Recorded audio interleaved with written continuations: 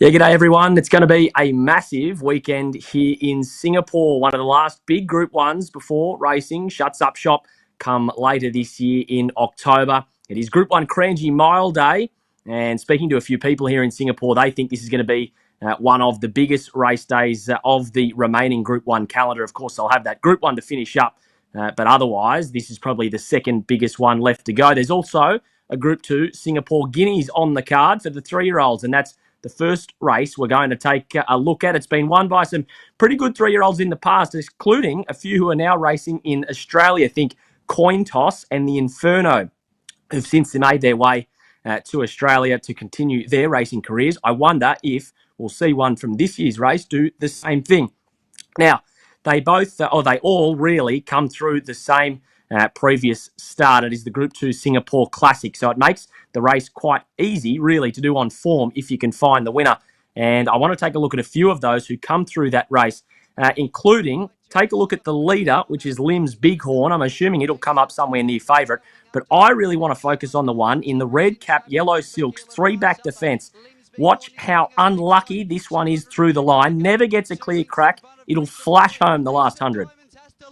Bakil's coming on. Lim's Bighorn at the 150. A length in front of Bakil, who tries hard. But Lim's Bighorn going well for Mark Lerner. Lim's Bighorn just won it.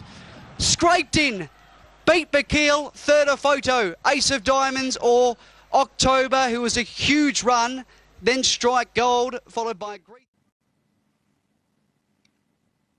So there's a bit of a boom on that Lim's Bighorn, who ends up winning the race. Really tough on speed, but as we just saw, Strike Gold had absolutely zero luck there. That was 1,400 metres. Gets to 1,600 metres this weekend in the Guineas, which I think will really suit it if the strength through the line is anything to go through there. Draws barrier 1 again. I'm hoping that Lightning won't strike twice and it has that same unlucky run on the fence. I think they can atone for that. Just needs a little bit more luck, as I mentioned, and can be going much closer. Strike Gold there, who I'm hoping anyway will go up at a bit of a price. We mentioned Lim's Bighorn, who also comes through that race. There's a big boom on this horse in Singapore, as is for a lot of the Lim's horses, really, and it could be a massive day on Saturday for Dan Maher and Mark Lerner, the jockey. They, of course, have Lim's Kosciuszko going around as favourite, a short favourite at that, in the Group 1 Kranji Mile. Let's take a look at what Lim's Bighorn can do at his absolute best. Here he is again, when given the opportunity to just control the race from in front and have no one really pestering him.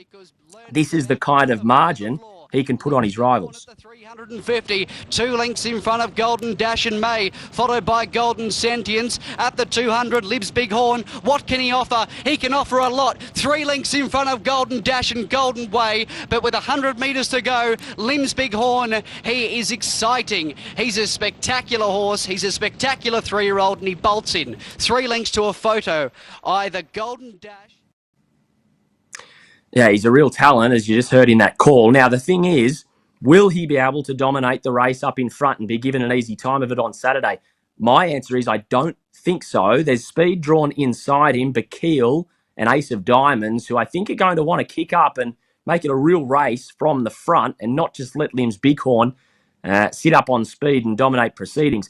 If all of that plays out, that plays into the into the hands of my top tip, which is the first one we looked at in Strike Gold. If they go fast enough in front, I don't think barrier 1 will be any concern. It'll be able to get off the fence, and hoping we get a bit of a price about this one, Strike Gold, out to 1,600 metres in the Singapore Guineas.